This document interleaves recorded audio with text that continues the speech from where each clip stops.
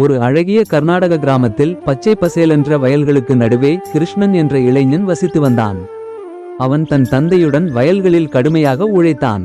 கிராம மக்கள் காலையில் எழுந்து மாடுகளை மேய்க்கச் சென்று வயல்களில் வேலை செய்து மாலையில் கிராம கோயிலுக்கு அருகில் அமர்ந்து கதைகள் சொல்லிக் கொண்டிருப்பார்கள்.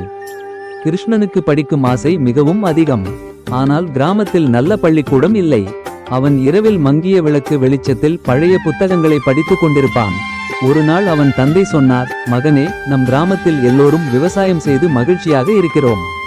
படிப்பால் என்ன ஆகப் போகிறது? ஆனால் கிருஷ்ணன் சோர்ந்து போகவில்லை. அவன் கிராமத்தின் அனைத்து விவசாயிகளிடமும் புதிய பயிர்கள் பற்றியும் தண்ணீர் பாதுகாப்பு பற்றியும் நவீன விவசாய முறைகள் பற்றியும் சொல்லத் தொடங்கினான். முதலில் எல்லோரும் அவனை பார்த்து சிரித்தார்கள். ஆனால் ஒரு வருடம் பயங்கர வறட்சி ஏற்பட்ட போது கிருஷ்ணன் சொன்னபடி செய்த விவசாயிகளின் வயல்களில் மட்டுமே பயிர் விளைந்தது. கிராம மக்கள் அவனை நம் கிருஷ்ணன் என்று அழைக்கத் தொடங்கினார்கள். எல்லோரும் சேர்ந்து ஒரு சிறிய பள்ளியை கட்டினார்கள். கிருஷ்ணனே குழந்தைகளுக்கு பாடம் கற்பித்தான்.